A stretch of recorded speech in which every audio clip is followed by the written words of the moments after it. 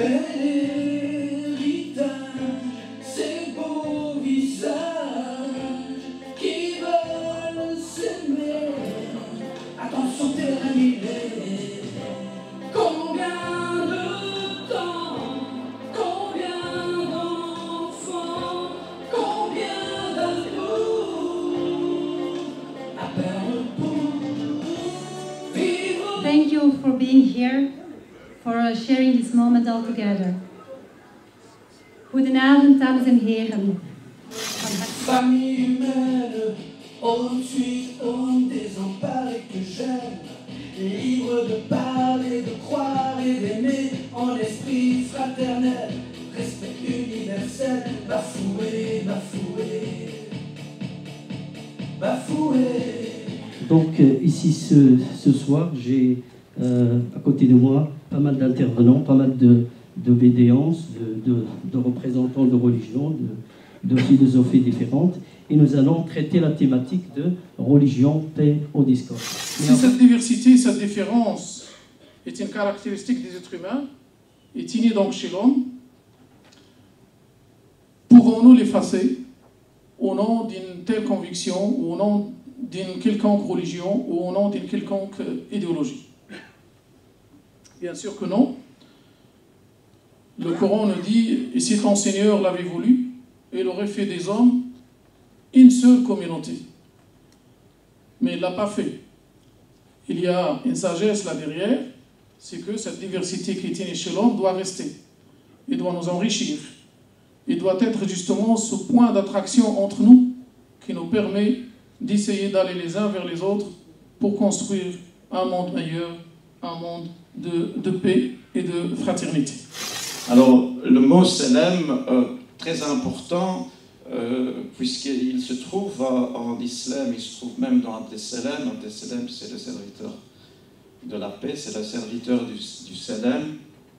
Islam, c'est l'adoration à Dieu en paix, la soumission complète à Dieu, mais dans cette paix retrouvée.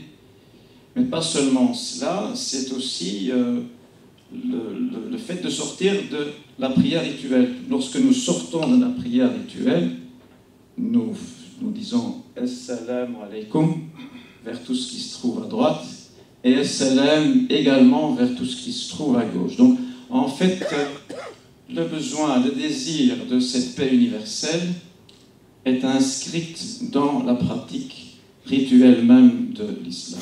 La communauté juive et musulmane fête le Nouvel An, Rosh Hashanah en hébreu, Ras Hashanah en arabe. Cette coïncidence, qui n'en est peut-être pas une, montre comment ces deux religions cousines sont proches et se ressemblent.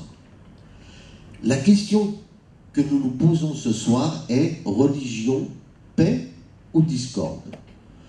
Se poser cette question montre que, malheureusement, la religion telle qu'elle est vécue par certains pose problème. En effet, de plus en plus de personnes pensent que la religion doit être au centre du monde, que la religion doit prévaloir sur les lois nationales. Ces mêmes personnes nous disent qu'elles sont d'abord de religion X ou Y, et ensuite belges, français ou autres. Cela pose problème. Problème car dans toute démocratie, la même loi doit être applicable à tous. Problème car dire que la loi musulmane, la loi juive, la loi catholique ou autre loi est supérieure aux autres lois revient à dire qu'une religion est supérieure à une autre. Ces personnes qui mettent la religion avant toute chose ne comprennent pas que nous avons tous, citoyens d'Europe, un bien commun.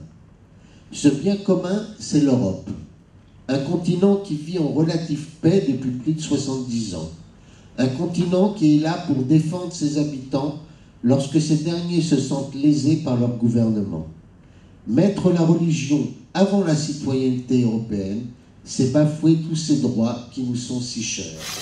Je ne vois pas l'intérêt de se poser des questions sur la paix qui peut réunir les religions, parce qu'à mon sens, et je suis en cela en désaccord avec certaines personnes, il n'y a pas d'état de guerre, il n'y a pas de guerre de religion, il n'y a pas de querelle qui méritent d'être réglées d'une manière ou d'une autre, autrement que par une chose extrêmement simple, mais que certains d'entre nous ne font peut-être pas, moi le premier d'ailleurs, c'est d'aller vers l'autre. Et aller vers l'autre implique de le comprendre.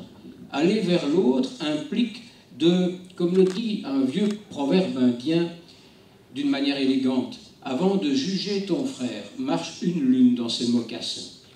Et en matière de religion, en matière de mouvance philosophique, en matière de pensée, en matière de spiritualité, et la spiritualité peut aussi être laïque.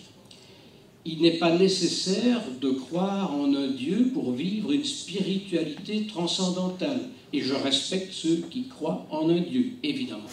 Venir d'Israël en 1958 en Belgique n'était pas bien vu par mes petits camarades. Ils entendaient par les actualités, par les nouvelles télévisions à l'époque, qu'on parlait de cet État juif qui, à peine né le jour de l'indépendance, était en guerre contre les Arabes. J'étais rejeté par ses camarades. Mais il y avait un autre enfant qui était rejeté aussi, parce que lui était le seul musulman de la classe.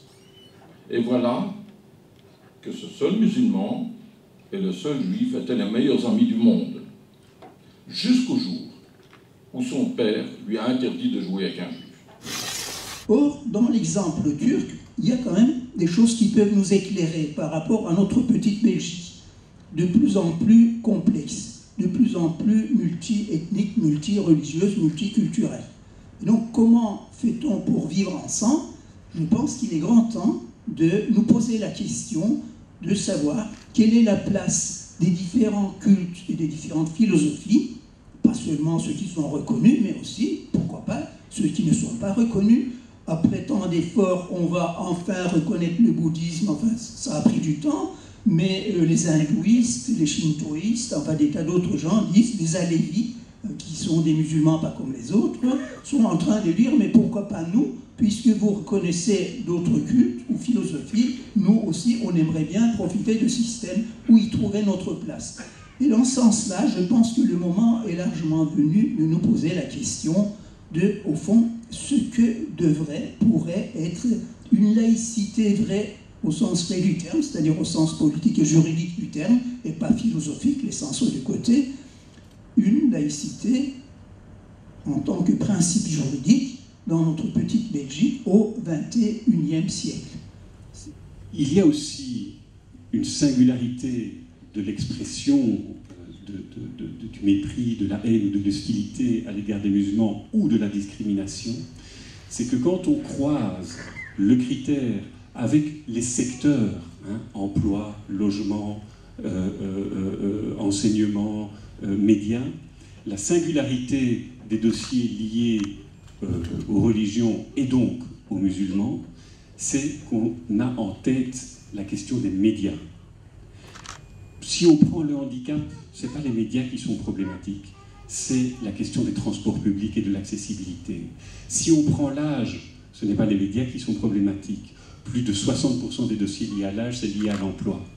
Si on parle de l'orientation sexuelle, ce n'est pas les médias qui sont problématiques, c'est dans la vie sociale que les problèmes se posent.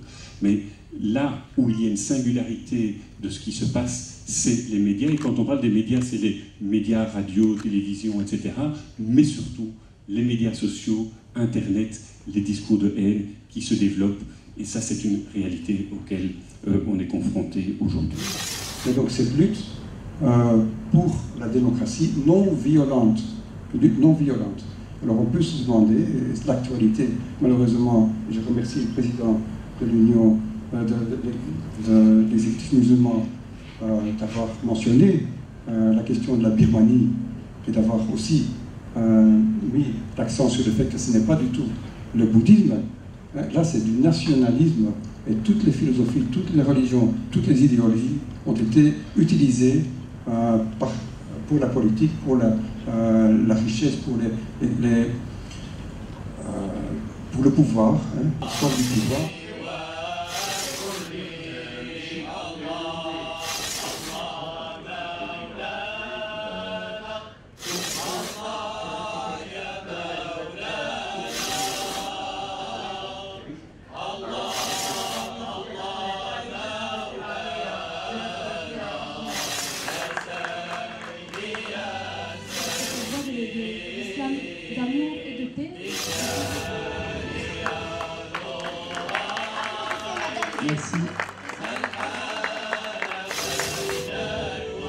Les applaudissements.